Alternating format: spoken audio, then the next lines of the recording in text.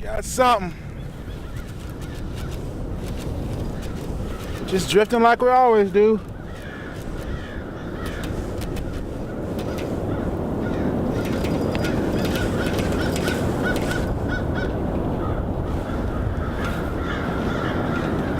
Oh, he tangled up in both my lines.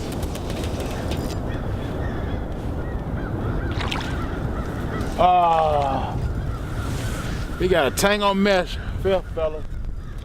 Nice little channel though.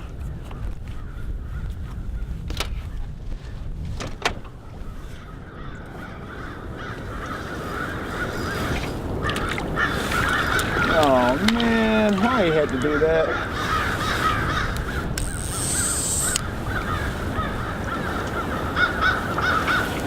See,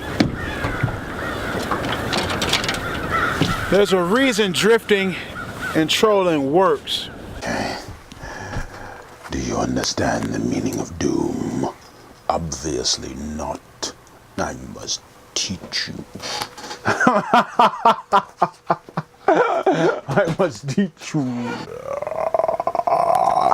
All right, fellas, it was just too stinking cold out there for me, so I just came on back in here and we can just finish this here.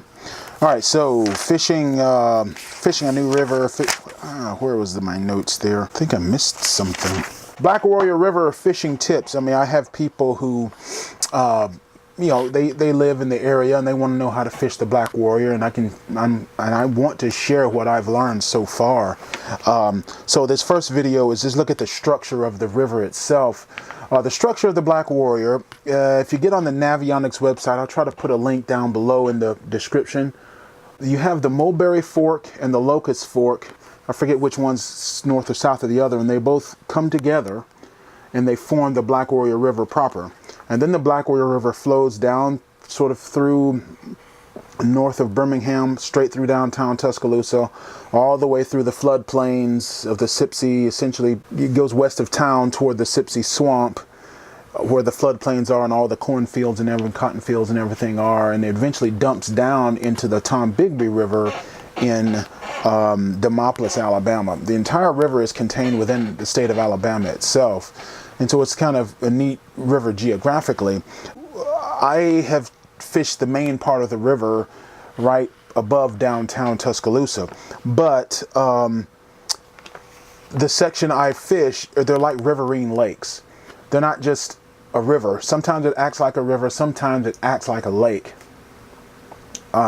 Because they've all been dammed up. There's a series of dams, all right? And that those dams are for the purpose of navigation, barge traffic, and for the purpose of power generation with Alabama Power, and that's where that comes from.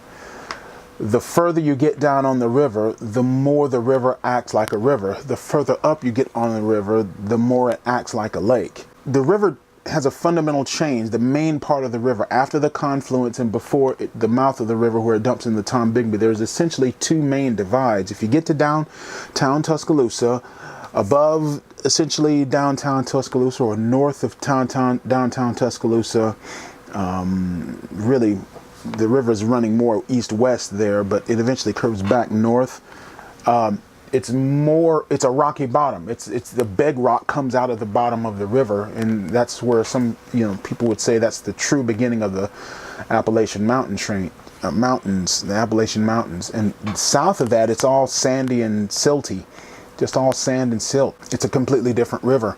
And so south of Tuscaloosa, going down toward Moundville and places like that, the river is far more like the rivers that I grew up fishing, like the Alabama River. Generally, the waters above downtown Tuscaloosa stay warmer.